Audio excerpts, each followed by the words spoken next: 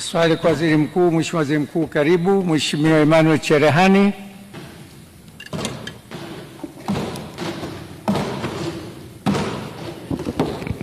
Asante sana Mheshimiwa Spika.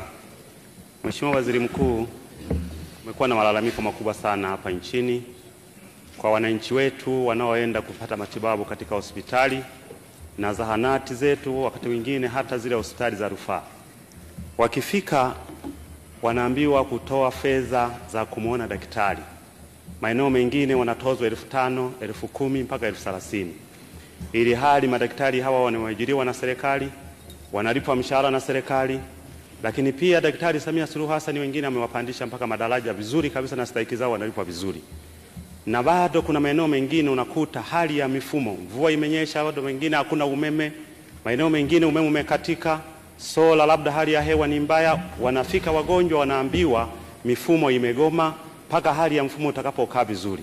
Unakuta watoto wadogo wanahangaika, wamechemka, kina mama wanateseka. Sasa nataka nijue Mheshimiwa Waziri Mkuu, nini kauli ya serikali juu ya swala hili? Mheshimiwa Waziri Mkuu.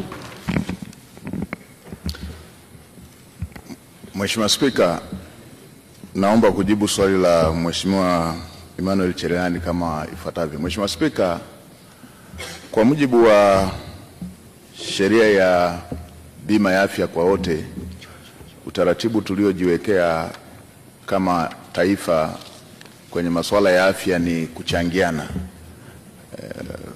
kwenye vitita mbalimbali ambavyo vinatolewa kama ambavyo vimeainishwa katika bima mbalimbali.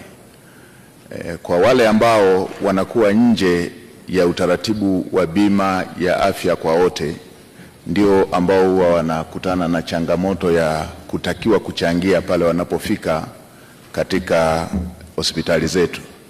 Mheshimiwa Spika, niweke wazi kwamba hawa niliowataja wanaotakiwa kuchangia ni nje ya wale ambao wamesamehewa kisheria, wakiwemo watoto wa chini ya miaka 5, akina mama wajawazito, wazee, pamoja na wale ambao wana magonjwa ya mlipuko.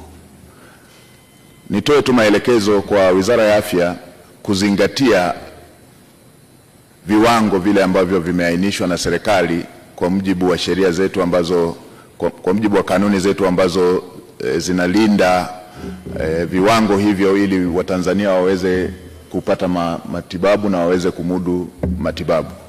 Hata hivyo, kama mtakavyokumbuka waheshimiwa Tanzania, Mheshimiwa Waziri wa Afya alielezea hivi karibuni kusudio la serikali kutunga sheria itakayolinda hivi viwango ili kuepukana na kila halmashauri ama kila mkoa kuwa na viwango vyake.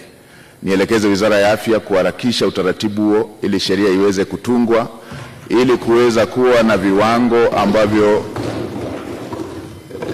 vinaeleweka na viko sambamba katika maeneo yote, kuepukana na kila zahanati ama kila kituo cha afya ama kila hospitali kuwa na viwango vyake, na pengine maeneo mengine viwango kuwa vikubwa zaidi vinavyosababisha Watanzania washindwe kumudu matibabu kwa uharaka.